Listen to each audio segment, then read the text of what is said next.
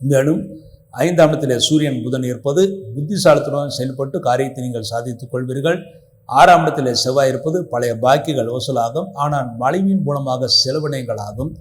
மனைவிக்கு சிறு சிறு உடல் பாதைகள் ஏற்படும், இருந்தாலும் பெரிய தோஷங்கள் ஏற்படுத்தாது. ஆயுளுக்கு கண்டம் எதுவும் கிடையாது. 10ஆம் இடத்தில் ராகுவான் இருப்பது தொழில்துறை அலைச்சல் மிக அதிகமாக இருக்கும். அலைச்சல் இருந்தாலும் வளர்ச்சியும் கூடவே இருக்கும். சிலருக்கு வெளிநாடு செல்லக்கூடிய யோகம் தேடி வரும். தாராளமாக வெளிநாடு சென்று விட்டு வரலாம். உங்கள் ராசிக்கு லாபஸ்தானத்திலே சனி பகவான் இருக்கிறார். தொழிலாதிபதி, பாக்கியாதிபதி. உங்கள் ராசிக்கு யோகாதிபதியான சனி பகவான் லாபஸ்தானத்தில் இருக்கிறார். ஆகவே நீங்கள் எந்த தொழில் செயல்படாக இருந்தாலும் அந்த தொழில்துறையில் நல்ல லாபத்தை அடைவீர்கள், சந்தோஷத்தை அடைவீர்கள் என்பது உறுதி. இந்த மாதம் நீங்கள் செய்ய வேண்டிய பரிகாரமாக, இந்த மாதத்திலே உங்கள் ராசிக்கு 7ஆம் இடத்திற்குரிய செவ்வாய் 6ஆம் இடத்திலே இருப்பது உங்களுக்கு தொழில்துறையிலே நல்ல லாபம் கிடைக்கும். மேலும் தொழில்துறையிலே பழைய பாக்கிகள் வசூலாகும்.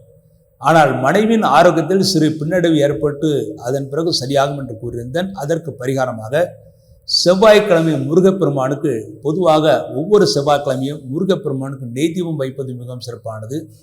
குழந்தைகளுடைய ஆரோக்கியத்திற்காகவும் குழந்தைகள் நன்றாக படிப்பதற்காகவும் ஒவ்வொரு புதன்கிழமையும் பெருமாளுக்கு நெய் தீபம் அல்லது நல்லெண்ணெய் தீபம் வைத்து விட்டு வர வேண்டும்.